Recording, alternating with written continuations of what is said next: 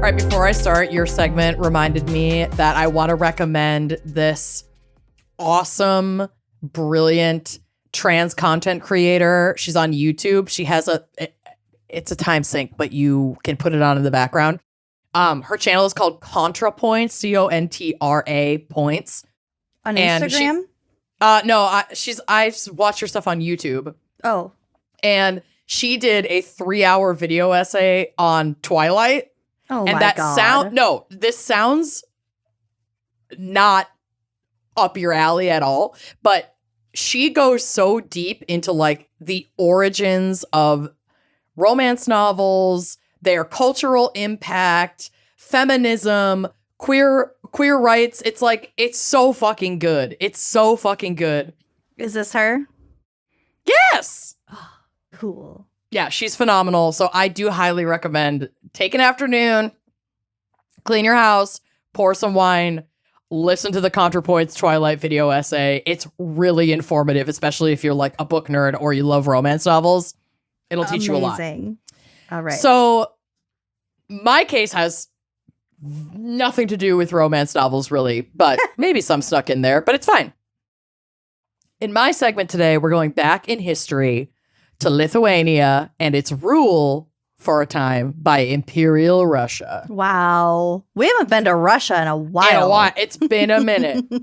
I'm not going to pretend to be super knowledgeable in this area, but I did learn a ton from this research, so I'm excited. So in the late 1700s, what was once the like Polish-Lithuanian Commonwealth was essentially split off and divvied up, with the majority of this land controlled by Russia. By the mid-1800s, Polish and Lithuanian uprisings and insurrection attempts had Russia fucking biting their nails over this threat to their occupation. People were like, fuck this. We fuck off, basically. And they were really organizing and rising up against Russian imperialist government.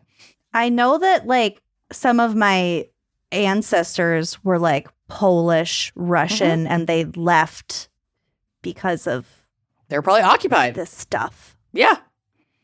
In an attempt to shut down this resistance, the Russian imperial government doubled down on, quote, Russifying the Lithuanian population under their rule. God. The intention was to strip them of their historic roots, especially rooting out their Roman Catholic religious practices in favor of Imperial Russia's official Eastern Orthodox religion. Oh, no. And the Roman Catholic religious practice became like such a target because we have to remember that in these times, the church was so foundational to communities. People were educated within the church. People were fed. People communed together.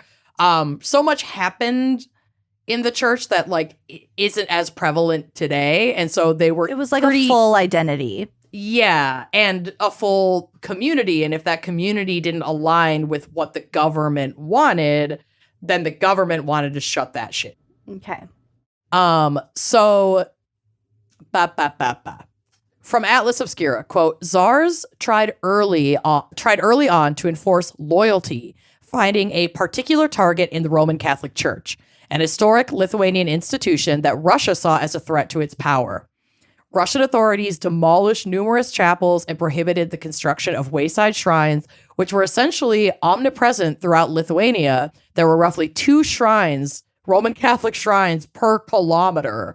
Oh my God. But not prepared to give up their culture, Lithuanians would build new shrines anyway, which I fucking love. Build the shrines, babe. Knock our shrines down. We're going to have another one up in fucking 15 minutes. So SARS, Russia. SARS. Yeah, Peter's already on his way down with a new shrine. He's balls deep in a new shrine. Just fucking move on. Part of this strategy of Russification included Tsar Alexander II's laws allowing only Russian language materials in occupied Lithuania, imposing what is referred to as, quote, the Lithuanian press ban. Oh. So, from Lucy's lover, Britannica, yes, the Tsarist government treated the Northwest region, which as historic Lithuania, apart from the southeastern lands, was called after 1832, as an integral part of Russia. And they're like, we need to assimilate this populated area of Lithuania because we occupy them, they're Russian, And for us to like have Russian expansion, they need to be fucking on board. So they were like real concerned with the specific, fairly high density, formerly Lithuanian area. Got it. In 1832, the University of Vilnius, founded in 1579, was closed. So they're shutting down universities. In 1840, the Lithuanian legal code, which dated back to the 16th century, was abolished. Like their own little insular Constitution. constitution, out the door. Dang. After the revolt of 1863, because obviously people are like, fuck this, they're uprising, the policy of Russification was extended to all areas of public life. Russian was the only language sanctioned for public use, including education. Books and magazines in the Lithuanian language could be printed only in the Cyrillic or Russian alphabet. By 1865, all Lithuanian language use of the Latin alphabet was banned. This is this is what they did to the Native Americans in the U.S. in more recently than this. Mm-hmm. Yep. By 1866, any printing or importing of printed items in Lithuanian was banned. Only about 55 printings of Lithuanian books that had been translated into the required Cyrillic alphabet were in circulation. Jeez. So of like there was like a scourge. Wow. I'm not saying that there were only 55 books left, but like 55 historic pieces of literature had been translated to the alphabet and were like the only ones still surviving at this point. This created, fucking obviously, a little black market economy for the printing, smuggling, and distribution of Lithuanian language materials and books. Ooh. Being caught with such materials was faced with a range of punishments from fines to exile to Siberia. Oh my God. No, thank you. Death. For printing books? Yep. Wow. Or just having one? Both. Jesus. Smuggling, having. It was bad. Now, I spent a lot of time listening to pronunciations, and now I've been drinking wine, so I'm going to do my absolute best. Enter Motiejus Valentius. Ooh. A Catholic bishop of Samogitia, one of the 5 cultural regions of Lithuania. This guy was a well-known historian and one of the most prolific Lithuanian writers of the 19th century. He had some cash on hand and was like, you know what? I'm going to quietly finance and organize printing of Lithuanian materials abroad and help smuggle and distribute them to the public. You know what? I got some free time. Yeah. He helped usher in the movement of the Knygnešai, which means book carriers in Lithuanian. Knygnešai. Mm-hmm. That's a cool word. It's very cool. Y'all, this was like intense. This was like cartel drug smuggling operation for written materials. Dang. The Knygnešai had been at work before Motiejus, I'm so sorry, came in to assist. They were not really an organized network. Like they sort of worked together, but they were mostly operating as individuals, working alone to sneak over the border with goods, printed works. I'm having flashbacks to your to the Beyond Stupid robberies with those huge books they couldn't even carry. For real. I know if I hadn't used that case for Beyond Stupid, it might have fit here, but yeah. A lot of these were small books. They're not like rare historical books. It was a lot of periodicals, newspapers. I mean, this is their internet. Yeah. This is just their access to like their information, their stories, their histories. That's anything you read. Anything you read. Quote, they carried books in sacks or covered wagons, delivering them to stations set up throughout Lithuania. They performed most of their operations at night when the fewest guards were stationed along the border. Winter months, especially during blizzards, were popular crossing times because they were like covered by snow. Mm-hmm. And the fucking Russian soldiers that are just standing out there at the border, which we'll fucking get to, were so fucking cold and distracted that they could just sneak by in a covered wagon full of books. Paint it white, you're fine. Pretty much. Lithuanians went to great lengths to conceal their illegal books. For the 40 Years of Darkness by Josas Vaisnora reports of female smugglers who dressed as beggars and hid books in sacks of cheese, eggs, or bread. Some even stapled tool belts to their waists and pretended to be craftsmen, disguising newspapers under their thick clothes. Ooh. This was the only way at the time to access information that wasn't under Russian imperial control. So, of course, it was super fucking dangerous. And, like, honestly, I'm seeing so much, like, early TikTok ban bullshit in this story. Like, history always repeats itself. For governments to control a population, they have to control the flow of accessible information so that they can then control the narrative about what's happening in the world. And when folks find ways to share their stories and truths, that's a threat to an imperialist system. And that's exactly what was happening then. It's consistently happening. So, like, keep sharing your stories. So while this grassroots smuggling ring was already operational, Motiejus came in with the funds to organize it on a larger scale. Now, he's a bishop, so he had ulterior motives. Oh. With the Imperial Russian crackdown on Roman Catholicism, he really wanted to be able to print and distribute more prayer books in Lithuanian. Like, that was his first priority. Just because most of his people could only read and speak Lithuanian. Correct.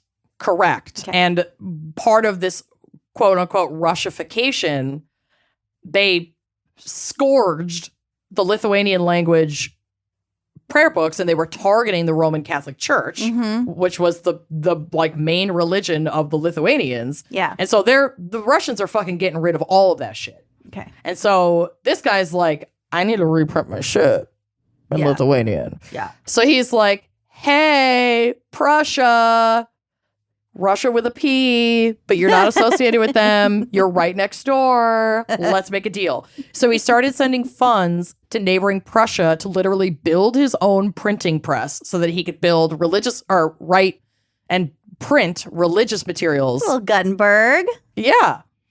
So by 1867, he had a network of priests smuggling the prayer books back into Lithuania to distribute. I love that.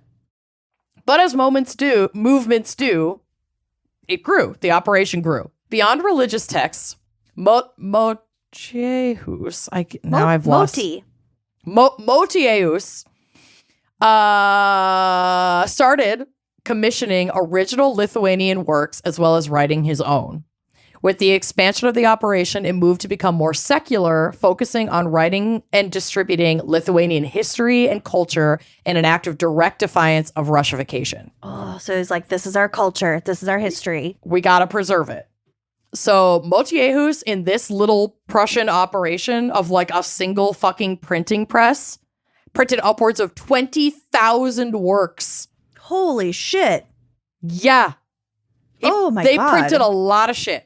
Wow. So to distribute a growing volume of these texts, Knignashai fucking organized together. They formed smuggling societies with fun names like the Morning Star, Stimulus, Rebirth, Afterbirth, The Truth, The Ray of Light, etc. I love this. They were fucking organizing without the internet. This was like covert letters, word of mouth, and these folks were able to make contacts overseas, including as far as the United States, to get assistance in printing their texts and importing them.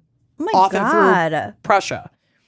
They distributed textbooks, yearbooks, science books, fiction, folklore, religious texts, and more. Newspapers, Erotica. periodicals, pamphlets, hopefully erotica. I didn't see that explicitly. Twilight, the first edition of Twilight.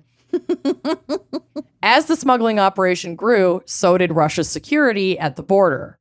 They arranged 3 lines of security, the first consisting of soldiers lined up so densely that they could, like, see and chat with each other, which might not sound that impressive, but Russia is fucking huge, and they were covering miles of their borders with a fuck ton of soldiers. So they weren't, like, shoulder to shoulder, but they were within, like, a few hundred yards of each other. You could, like, holler at your next buddy down the line. God. So it was dense. The second line of defense was another line of soldiers, but less densely populated. The third were Russian Empire police who focused on riding into Lithuanian towns and villages, trying to suss out smuggled materials and work with local informants because every resistance has to be wary of fucking rats, y'all. Mm-hmm. So if a smuggler was caught by any of these lines of defense, they would often be tied to a post and whipped, then often imprisoned or exiled to Siberia, or if they tried to run, they would just be shot and killed right there on the spot for having books. Extrajudiciously. Mm-hmm. Materials confiscated from captured smugglers were piled up and burned. The burning. For years, the movement continued despite death, exile, and imprisonment. In 1875, Mutieus died and left the burden of leadership on his successor, a Lithuanian nationalist named Jurgis Bielenis. He was pretty fresh out of university and ready to fuck shit up for the Russian imperialists. He was over it. He carried on the operation for over a decade, creating the Garsvii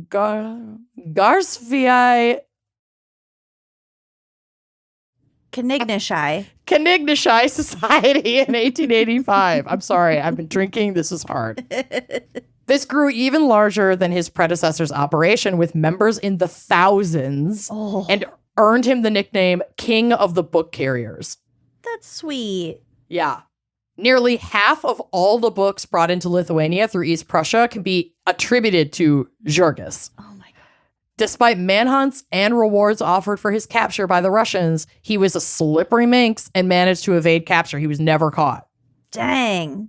He was deemed a fugitive by the late 1890s. Quote, by the late 1800s, the Knignishai were getting creative. Some managed to enlist the help of Russian police, for example. In 1895, the head officer of the Ariogala in central Lithuania joined the smuggling conspiracy. Others exploited loopholes in the press ban. In one instance, Lithuanians printed texts on slabs of clay as the Babylonians had once done. Holy shit. To the chagrin of authorities, clay tablets weren't considered books, so they technically weren't illegal. Love that. I love that they just followed that rule, too. The authorities are like, oh, shucks. Oh, fuck. Well, yeah, all right. You can keep your tablets. Locals also set up secret schools that taught Lithuanian children their language using illegal books because Imperial Russia at this time had outlawed any other education other than like Russian sanctioned education. So any schools that existed were either destroyed or overtaken by these new rules. And so they set up secret schools where they would like send their kids to the state sanctioned Russian school, but then after school they're going to Lithuanian school. So to avoid attention, Lithuanian children still attended Russian operated state schools, but it was in the Lithuanian schools, they were told, where their real education happened. Wow.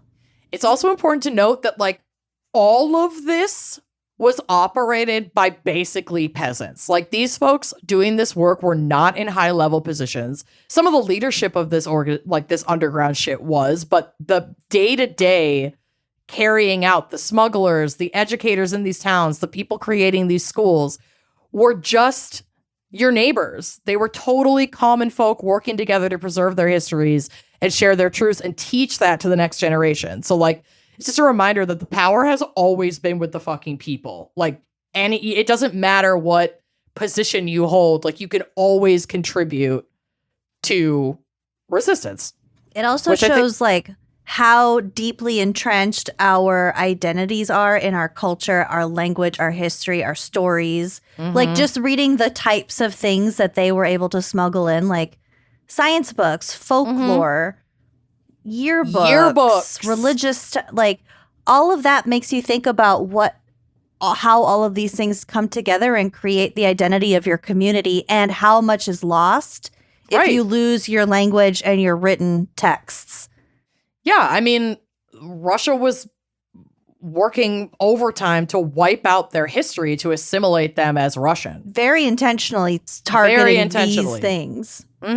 So like when you get rid of books or literature like this, you're erasing people, histories of real fucking people that are deeply important culturally and societally. It's fucking wild. And this directly ties to the shit that's going on today.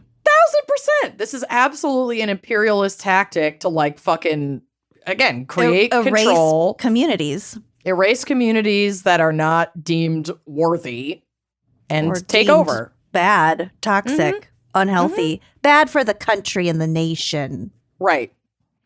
It's estimated that around this time, the influx of literature between 1891 and 1901, while like Georgis was in charge of this operation, Russian officials confiscated nearly 200,000 smuggled publications by 1901. And as the Lithuanians pressed, LOL, get it, on 1901 to 1904, the Russians would confiscate nearly 400,000 more publications. So they're catching up. They're catching these people. Well, they're catching some of these people, but what some historians believe, based on the estimated number of books confiscated by Russian authorities, is that Lithuanians were smuggling in works by the millions, which I actually completely believe because, again... So percentage-wise, it's not that much. It's not that much. Again, they are bringing in underground newspapers, some of which were illegally printed in hidden shops right in Lithuanian villages. Ooh. Like, this isn't just millions of books. It's paper. It's essentially like anything, a pamphlet in Lithuanian was banned. So that being confiscated would have been part of that 200 to 400,000 number. And so imagine how much was actually being printed and circulated if that's how much they confiscated. Because there's no way they confiscated all of it. They definitely didn't. No, definitely not. So I completely believe that. By the end of the ban, nearly every Lithuanian town and village had their own stockpile of illegal books and a secret Lithuanian school. Like, they were not fucking around. And a secret Lithuanian school. They were done with this Russian imperialist bullshit. Oh my God, I love it. They're just all set. They laid the groundwork for decades. They were fine. We're good. Sure, send us to Siberia. Fuck you. Yeah. We'll bring our books. Lithuanian peasants were organizing local board meetings and working together to petition the Russian government to overturn the ban. And this was working.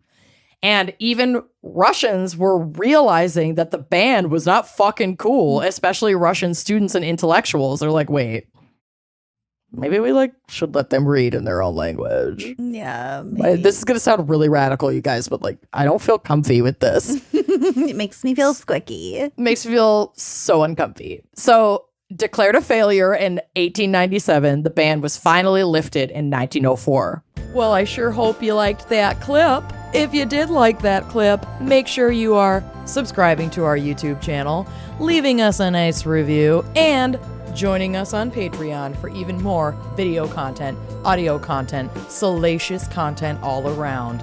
Come join us. Treat yourself.